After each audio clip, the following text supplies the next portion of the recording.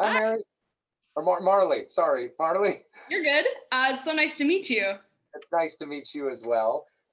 So we have a situation right now, Okay. and so we can go ahead and start. But if my phone rings, which it might be here soon, I might need to turn off my camera and my mic off for like 5 minutes, and then I'll be right back. Does that Yeah, sound no, that's no problem. okay? All right. All So, good. so All right. yeah, it's a pleasure to meet you. Thanks for reaching out. Alex told me that they already talked to you, and yeah, so Yeah, so basically, as a senior at Bradley, I'm doing a project working on the foundations of an LGBTQ library and resource center, and collecting primary data and resources like the Bradley Scout, PJ Star, as well as talking to people who are prominent in the community, and putting that all together so that if kids are interested on Bradley's campus, or if people in the surrounding area are interested in just LGBTQ history or things of that nature, they can, or they actually have a place to go now, because this wasn't something that was relevant or an option really on Bradley's campus. So that's kind of the whole kind of scope of this. I thought I'd start with a little bit of an introduction. I'll go through all the things that I need to for these interviews, and then I'll have you introduce yourself, and then we'll just kind of go from there. okay. So today is Tuesday, March 30th. It is 12 p.m. My name is Marley Schultz, and I'm interviewing Deric Kimler. I just want to note that you can share as much or as little as you please. If there's a question or topic that's uncomfortable, just let me know and we can move right past it. I'd also like to preface that people are obviously more than their labels. However, because this is for an LGBTQ plus archive, we will be focusing mainly on sexuality and gender and those kind of boxes that people get put in. But I think it's important for anybody to know that, like, you're not just your labels or your stereotypes or things like that. So if you could introduce yourself, just your name, pronouns, title, yada, yada, yada. Yeah. Well, first of all, I love that setup because, and I'll get into that more. But my name is Deric Kimler. I'm the executive director of Central Illinois Friends, and my pronouns are he, him, his. And you want a little bit more of the background as Sure, well? that'd be great. Okay. Yeah. So I have a master's degree at Bradley University in non-for-profit leadership, and I'm an undergrad at Drake University in music business. And I kind of got into this field because of theater. So theater is my largest background, Okay. and through my workings as directing shows and realizing the need that was here in the health community, made me become an advocate, which led to somehow me taking this position. Right. Yeah. All right. So, getting kind of into the beginnings of everything, do you have any, do you have a first or some early memories about sexuality, including your own? Yes.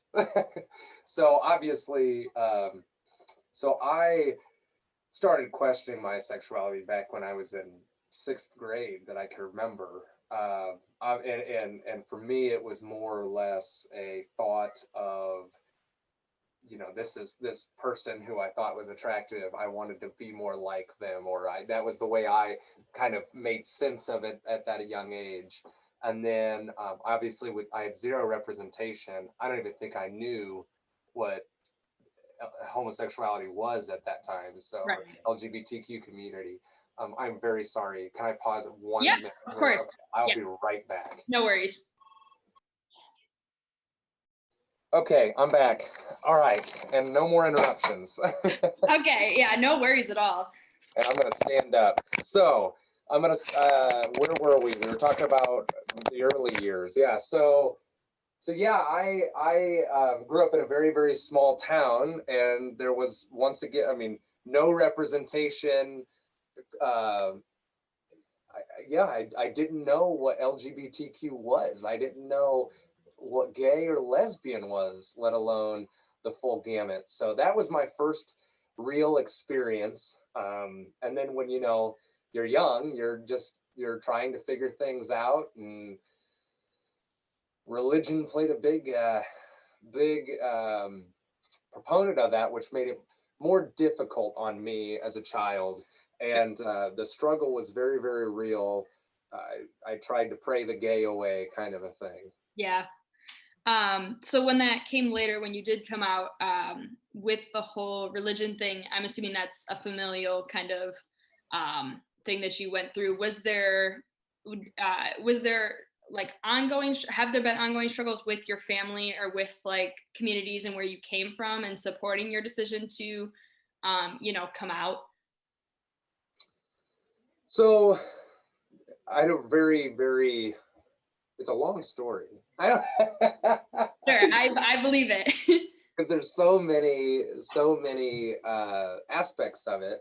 And to be honest with you, nobody really asks me about this. So I haven't relived this for a while. um, so yeah, it was hard for me because I was so active in my church. But at the same time, my family's not religious. Okay. And I was the only one in my family who went to church. I think I went through youth group. My friends were going. I thought I had a future in Christianity in terms of becoming a pastor or youth pastor. And I was even preaching and doing all that and playing the drums for the worship band and all that good stuff. And so yeah, church dropped me pretty quickly when I started to come out and say I had those struggles, because it was a struggle, right? Right. It was a struggle for them. Exactly. Older me looks back and realizes the struggle was theirs, not mine. But anyways, I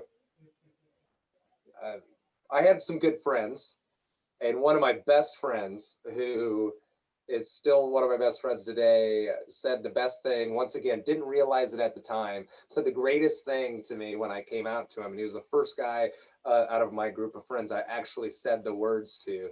And I remember him saying, "So." And it was so anticlimactic. And he was like, "I don't care. Like, dude, you're the same guy I grew up with. You're you. Like, why does it matter?" Right. And I'm like, I guess I didn't think of it that way. Like, it's just been such a big deal, And so, yeah, when I came out to my dad, we didn't talk for years. Fast forward, I have a great relationship with my parents. Mm-hmm. It's still a struggle. I take my boyfriend home for the holidays. I mean, here it's 2021. I'm about to turn 32 years old, and it's only been in the last 3 years that I've been able to bring someone home. Right. So it took a long time to get there, and it's still not 100%. My dad still clams up when I start talking about him as a relationship and not as a friend. Mm-hmm. So I think he compartmentalizes it when I'm home with my boyfriend. But it's been a struggle, but it's been healthy. I'll say this: growing up in a small town that hated homosexuality, I think they've completely done a 180. Mm-hmm. My small hometown is actually, in a lot of ways, very accepting now. And I don't owe it all to me. I mean, there's a lot of LGBTQ individuals from my hometown, but I do believe, I go fishing and I deer hunt, and I don't like processed meat, so I like to go out and get my own, right? Okay, yeah. And I live off that deer a year, but anyways, I go home and I do all the things I've always done. I didn't leave my town behind me in my past. Instead of shutting everyone off, I really tried to educate and turn that tide. And I think they needed to see that, because before that, specifically gay man, I mean, lesbian women as well, but specifically the gay male aspect, which is what they viewed me as, Mm-hmm. is someone who moved to New York City or Chicago and never came back and hated everyone in town, and because of everything they went through. And so I kind of showed them that people are people no matter what. Yeah. So going through high school, did you ever experience any kind of bullying, or I mean, even in college, like discrimination against sexual minorities, you in particular, or people that you knew? So the bullying I had, so I didn't experience it much in high school. Give me a second. No problem.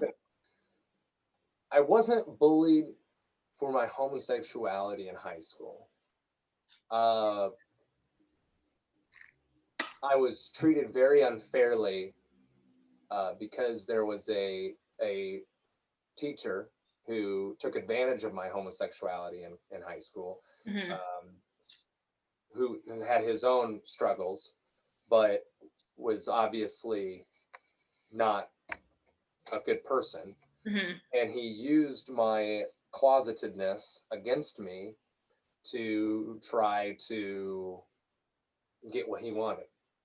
Right. And when that came out and the school didn't handle it very well, that ruined my last semester of my schooling and my life there. And so I wouldn't say that's bullying because of my homosexuality. I would say that was adults trying to cover their ass for doing something wrong Sure. and Yeah. save their position. And I was the pawn in their game because they could do it, and I was gullible, and I believed people used to have good intentions, and then I realized that there were bad people in the world. Um, so that was the only thing in high school. But I will say, when I went to college, it was my bisexuality that actually was bullied more. The LGBTQ community doesn't is hardest on themselves. Yeah. So to be honest with you, I've had more problems within the LGBTQ community than I have out, and I think it's because I am who I am. Um, and so it's the LGBTQ community could not accept the fact that I hunt, or can't accept the fact that I'm bisexual, or that I'm actually demisexual, which that was not a word when I was going in college. Yeah. And that was a struggle to them. And to be honest with you, and I tell people this all the time, my homosexuality was hard for me to accept. My bisexuality almost killed me. Hmm. I legit became suicidal because I didn't know what to do with my life. I didn't know there was bisexuality was a thing. Everyone says it was transitional being gay. Right. And so I just came out as gay, but I was attracted to women still. And I knew that at this point it had already come out to my family. So I had this really hard decision when I was 21, 22 years old of like, okay, well, if I end up with a man, then I'm going to upset my family, and I'm going to be disowned. And if I come out as with a woman, then I'm going to upset my friends, and my friends will disown me. And then there's that whole like, wait a second, I should never make a decision for other people. And there's that complex of, shouldn't you love me for who I am and not what you want Right. to be? And so it was a real hard struggle. I believe it. Do you think now with that and the LGBTQ community kind of coming for each other, if you will, and just the kinds of different sexualities that people feel, do you think that the stigma within the community has lessened in kind of choosing your sexuality or kind of coming out as how you feel? I do. I think that the stigma has lessened with people who care. Hmm. I think the stigma has lessened with people who prefer education over judgment. So when I say that, yeah, I would say that not even in the LGBTQ community. I'd say that in the entire world, in the entire Right. nation, not the world, but the nation, Yeah. in the aspect of the fact that now we do know what demisexual is, and we know what pansexual is, and we know that intersex, the actual words and the science behind intersex and transgender, and that we're doing better with history and understanding our history of it all. And so yeah, I think it's getting better, but what we got to realize is LGBTQ does not stand for progressive. Right. And so there's a lot of LGBTQ individuals that choose ignorance over education. Right. And there are LGBTQ people that are racist, that are bigots, that are homophobes, that are transphobic, that are so on and so forth. And I think that's hard for some people to fathom and accept Yeah. because they feel they're in a safe place and they're not. Yeah, wow. Yeah, I wouldn't have even thought about something like that. Obviously, you know, people can be more than one thing, but the fact that safe spaces aren't always safe spaces technically for everyone who enters them is an interesting concept. Yeah. So going from Drake to Bradley, why did you choose Bradley, or why did you come to Peoria?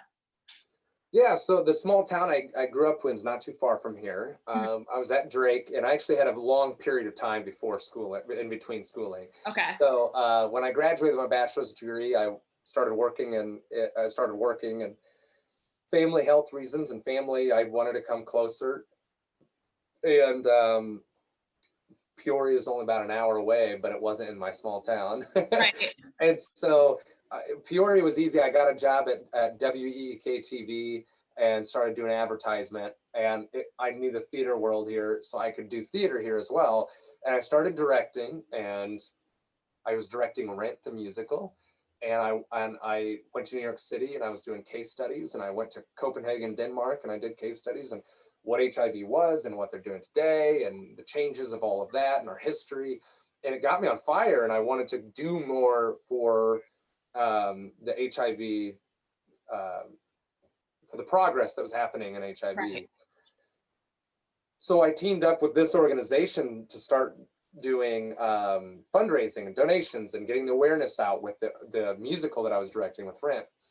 And while doing that, they had a turnover at the executive director, and they asked me to apply, so I did. And in the inner workings of that, I met the Brad McMillan, who is now a mentor of mine, who works at Bradley University, who runs the non-for-profit for leaderships, and he's like, you really need to take this. And I'm so glad I did, because it really did help me and provided some really good on-the-spot training while I was doing this. So it kind of just all organically happened. Sure, yeah.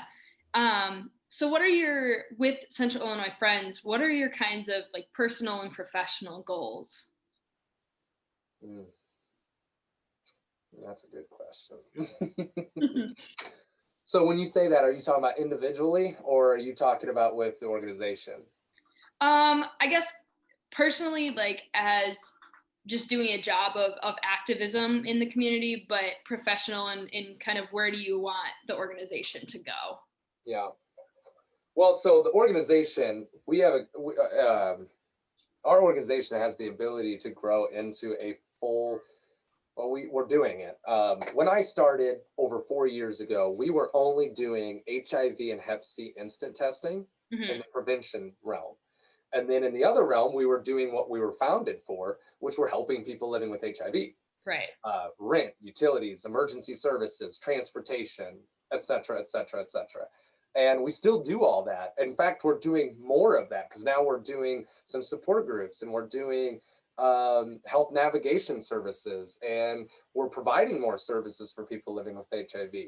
But in the prevention realm, we've really upped our game in Hep C testing and HIV testing. So now we're providing gonorrhea, chlamydia testing, and trick testing, and pregnancy testing, and syphilis, and herpes 1 and 2, and hepatitis A, B, C. And we're doing all this testing, and we're doing different types of testing. And now we're prescribing PrEP, which is a daily pill that prevents HIV.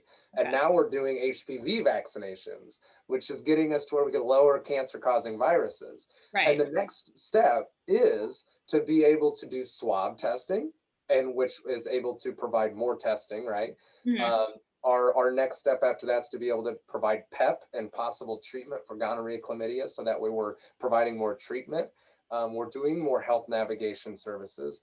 And I fully believe that before you know it, we will have places that are other than Peoria. So we cover 15 counties, but we do it on a mobile unit. But I firmly believe that we'll be opening up other locations throughout Central Illinois, because it is important to meet people where they're at. We pride ourselves on the fact that we're serving the populations that need it most. The populations that are not walking into a health department 9 to 5, right? Yeah. We're meeting people where they're at. And I mean that physically and emotionally. Because if you are someone that's struggling with addiction and you are not ready for rehabilitation, then what we need to do is meet you where you're at and make sure that you're being safe with your injection drug use, or or your drug use to be able to make sure that you're not going to contract HIV or Hep C or any other communicable diseases, or that you don't overdose. Right. So that way we can make the steps into becoming your friend, so that way you can have a natural progression to possibly getting into rehabilitation or whatever works for you. Right. And that's different. Every journey is different. Yeah. I also foresee us really stepping up in the transgender healthcare realm, because nobody else is doing this, and we're their biggest allies. Right. And we're seeing that need. And so getting an LGBTQ clinic is important. And to be honest with you, when people are like, why do LGBTQ people need their own space? Yeah. Well, to be honest with you, it's not just LGBTQ people. We need a healthcare primary care option for LGBTQ people, for homeless, for people who are struggling with addictions, for people who inject drugs, for our sex workers, for so on and so forth. And you may think, well, what does all this sex work and homelessness and addiction have in common with LGBTQ people? Well, they're traumatized. Right. They're all traumatized by the healthcare system. Yeah. And trauma is mostly created by those that we're meant to trust. And so what's happening is not only to take out the fact that a lot of our transgender individuals are becoming homeless or becoming sex workers because they need jobs. Yeah. So there's some intersectionality. Oh my God, I can't say that word right now. Intersections. There we go. There is a need to create a clinic where it's not what you said earlier about the boxes you check, but about the person you are. So it's thinking of things backwards. I don't care what box you check. I need to see you for who you are and what puts you at risk for certain things. Right. Why does it matter if you are white or black or Hispanic? What medically does it matter? Exactly. What medically does it matter if you, to be honest, and this is going to sound weird, but stick with me. What does it matter if you're female or male or transgender or intersex? What does it matter? Right. You know what really matters to the doctor? What parts do you have? And what parts do you use when having sex? Right. And how do you have sex? It's the same thing of what foods do you eat? When do you eat them? Exactly. Doctors feel comfortable asking that. Yeah. It is important for us to have these conversations because it takes out all the biases and it takes out all of the it takes out unneeded tests, and it makes us focus on you as a person. Not to steal from Patch Adams, if you know what that movie is. I know you're a little younger. Yeah. Okay. So, Patch Adams, if you treat the disease, you lose. If you treat the person, you win, no matter the outcome. Right. And it's completely true. And so what I always say to our heterosexual friends is we're developing the future of healthcare. Truly. So looking at just like a day in the life for you, what are the daily jobs that the executive director position entail? Oh boy. Yeah, just in general, broad scope. So fundraising, raising money, you got to do that because donations are very important to do what we do, which that includes grant writing and grant management. So when you get a grant, you have to develop a program, managing your staff, hiring, HR, writing the checks, making sure people are clocking in, clocking out. You're a counselor to those that you hire. And I'd say that's true for every manager. You really do become a counselor for those that you hire, and you got to make sure that with the teamwork and being a coach and making sure everyone really has the focus and the wherewithal to continue the mission. Right. And it's a constant loophole, saying the same thing over and over and over and over again. But we all have our personal lives and we need to take care of ourselves first. But when we have problems, when working for an agency like this, and you're having problems with a patient or a client or a partner agency or a coworker or a board member I got to report to the board all the time too. And then, or a volunteer, et cetera, et cetera, et cetera. You always got to take a step back and think of the mission. Right. And what's more important. And the thing is this is the most selfless work that you can do. Right. And it takes a selfless person to do it right. And it takes a patient person. And selflessness and patience is hard, especially nowadays. And I think it's important to realize that, you know, you're only as good as yourself on that day. So being executive director is also stepping in and doing every job. Right. So if our driver is not mentally equipped to handle it today, then I have to step into that, as well as everyone else here. You know, I did drive up to Chicago the other day to do that work when we also had a testing event at Eureka. Yeah. And it's at Eureka College. So, and it's also doing constantly staying up on insurance, the laws, working with the hospitals, working with the Illinois department agencies. So that's IDPH, IPHA, as well as the CDC, as well as HRSA. So it's a lot of work. It's a lot of meetings, and it's a lot of good, and it's a lot of annoying, and there's a lot of bureaucracy that makes you shake your head, because you know the bureaucracy is there to do nothing but gatekeep, but Right. It is what it is. Yeah. How do you think that the pandemic has kind of affected either the daily work or just the overall kind of mission that Central Illinois Friends kind of puts forth? So I'm an optimist. Uh-huh. So be weary about asking that question. Okay. I think it was absolutely, there's going to be a lot of positive things that come out of this. Yeah. So I do focus on that. Now I understand COVID has been devastating to a lot of people, and COVID's been devastating, health-wise, etc. But it has also shown all the holes and the gaps in public health that I've been saying for years. Yeah. And now all of a sudden, everyone in the public's talking about it. Right.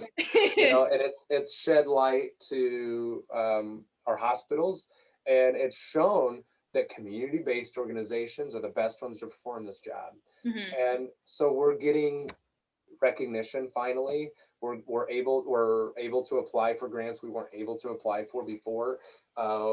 People are hungrier to do this work now. And when we first started, public health workers, and when I say that, I don't mean the health departments, don't get me wrong.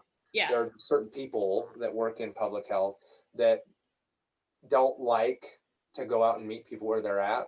Yeah. Mobile units, we've been called, from public health workers, we've been called the bug bus chasers. Yeah. Okay. Mobile unit to test for STIs. Mm-hmm. So they call us the bug bus, chasing STIs, which if you work in public health, isn't that the point, is to find all the STIs in the community and treat them? But anyways, but now you see that everyone's needing it. Like that's the new model. Now everyone wants a mobile unit, and everyone wants to get out in the community, and everyone's calling us because we've been doing it for years and doing it the right way. And so they're really seeing our model and really, and I'm talking hospitals, health departments, FQHCs, federal qualified health centers as an FQHC. And it's, so that's a good thing. Mm-hmm. So that's, I do think there's a lot of good. I will say where my fear lies is we've seen more syphilis positives than we have in a long time. Mm-hmm. And that's a very aggressive STI. And so my fear is that we're going to see an increase of STIs because of the pandemic. Right. I'm also afraid that we're going to see an increase of teen birth rates caused by incest. We've already been seeing it, mm-hmm. unfortunately. And so we'll see once we get out of this of just how bad it really is and has been. Syphilis is something that I'm still trying to figure out. Is it because we have an increase of syphilis rates? Mm-hmm. Or is it because people have more time on their hands because they've been laid off or they're working from home and they've had this for a while and they're just now having the time to take care of it? Exactly. Yeah. Looking more outside into like your professional or your personal realm, just living in Peoria, what kind of environment have you found here in terms of being a member of the LGBTQ plus community, and how has that changed since you've been here till now? So 180. Yeah. You know, when I first came back, I guess I'll say this. I think it's the best way to say it. Sure. The LGBTQ community was very siloed, and in Mhm. some ways we still are, but we are so much better. LGBTQ agencies are finally working together. It took turnover to do so. Right. But I think that's Peoria as a whole. And I firmly believe that that's because Caterpillar finally left. I Yeah. think Caterpillar was a good thing that they left. I know that may sound backwards, but once again, optimist. Yeah. We stopped being in our silos, and we looked up and we realized that we need to work together, because I'm saying within public health, within LGBTQ community, within everything that I've done, even the theaters, they're working better than ever before. People are coming together. Once again, took turnover, so it also Right. took the older generation to get out of the way, and stop doing things the way it's always been done, Yeah. and looking at this as a competition. This isn't a competition. We're in this together. Right. And when I first came here, you know, you had Peoria Proud, and you had River City Bears, and you had the One Voice, and you had Peoria Transgender Society, and you had I don't know, a younger version of the LGBTQ community, and you had Yeah. a lesbian community that was together, but there was no real organization, and Yeah. they just all hung out. You know, it is like we had all these silos, and I feel like for the last couple years, everyone's come together. Yeah. It's been so nice, and there's big people. The reason why, I mean, I owe that a lot to Nicole, who was running Peoria Proud, and Trevor Neff. Hmm. And, you know, I've been working with them a lot. And I think that their attitudes and their willingness to work together has helped us tremendously. Hmm. Um, and some of the older generations that have been preaching for togetherness for a long time, like Michael Minton and I mean, there's so many. I'm forgetting a lot of names right now. Kristen Haley, who runs the Peoria Transgender Society. There's a lot of people that have been, and Dana Garber, who works at Planned Parenthood. You know, these are the people that have really made a stride to come together. Right. And there is no generational gap. There is no racial gap. There's no, these are all people from different races, ethnicities, backgrounds, ages, that finally looked up and said, y'all, we need to work together.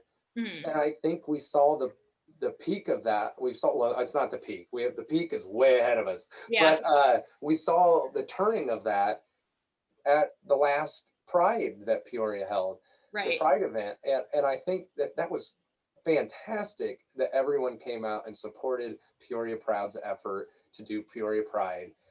And it was so nice to be able to see that again. It wasn't about, it became selfless again. Right. And when you get someone that makes it all about them, that's when the agency is going to fail.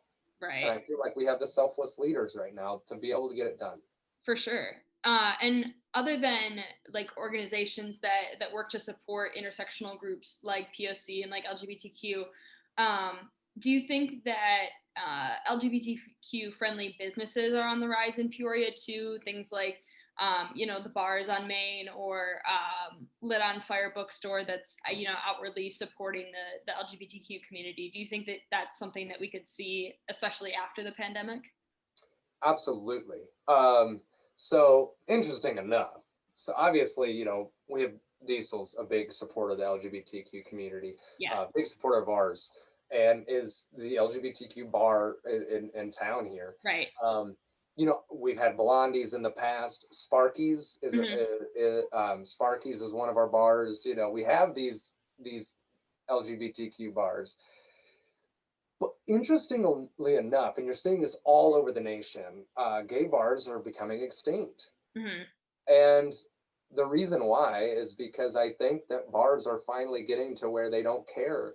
You can Right. you can go to a dive bar wherever.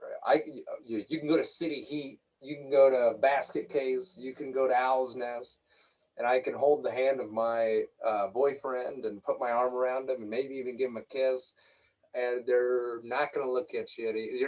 You could still feel safe. And Right. gay bars existed because we couldn't do that. Yeah. And so we're in a weird transition. Don't get me wrong. Hmm. And I don't think that there's going to be an extinction of gay bars, because there's still, we need, us LGBTQ people, we're so fun that people want to go to our clubs, but Exactly. but but I do think that the dive LGBTQ bar is going to be your normal everyday bar, and it should be. It's a good place to be. Right. The theater world has been doing this too, and there's a guy named Brian Blanks, who's been advocating for LGBTQ individuals decades before Alex even got here, Yeah. and there's people in our past like Michael Mitten and Bob Proctor and oh my gosh, I'm really brain farting on some names here. J. Martin Sills, that are also LGBTQ, that we would not have been able to start in, whether it was 2005, 2010, 2015, if they wouldn't have done what they did in the 80s and 90s. John Knighty is a big one too. Hmm. You know, there was a gay man's chorus in the 80s in Peoria. Yeah. That's amazing. It is. There we had gay couples on the front of Peoria Journal Star in the early aughts, in order to help push for marriage equality. Yeah. And none of that could have been possible. None of what we do could have been possible without them. So I think that is actually, you answered all the questions that I had. I really appreciate just your openness and your ability to talk about these things. It's obvious that you're passionate about the community and advocacy in more than one way. And honestly, that's like really inspiring. But I really appreciate your time today. Yeah, absolutely. Can I mention one more thing? Of course. So you said at the very beginning that how did you phrase it? There would be no need for boxes, right? Correct. Yes. And you're absolutely right. And the boxes have been annoying the heck out of people, including the LGBTQ community. But we have two options in this nation, because of the way we've developed all of our society, from education to healthcare, is we've developed everything to be in boxes. So we have two options: either eliminate how we collect data, or change how we collect data, right, or add boxes to represent everybody. Yeah. And so the easiest thing to do as a grassroots is develop boxes that fit everybody. Right. And we're going to continue to grow those boxes and change those boxes to fit everyone until we get better data collection. And I think that's an important aspect to remember when doing this, when asked why do we need these boxes? Why do we need to keep changing definitions and words and taking words back, like queer and dyke and so on and so forth? Why do we need these things? Well, because we need to do better for society to be able to create boxes and spaces for everyone to reside in. Yeah. Until we realize that all the lines are blurred. Mm-hmm. And we can transcend these boxes. Right. So until we do that, let's keep making boxes. Yeah, I mean, interesting that you say that, because I've done a lot of research and looking at, scholarly articles and, census data and all these kind of like official sources that collect these things and make conclusions about them. And so it's interesting that you say, we either need to eliminate it or just continue to add things so that everybody is identified and everybody feels included in a way that is helpful for us to make our society better. And so I couldn't agree more with you. Yeah. And race is the biggest. Oh my gosh. Yeah. The fact that, I mean, yeah, I could go on and on. Yeah. And on. So, yeah. We need to do better. We do. And we're getting there.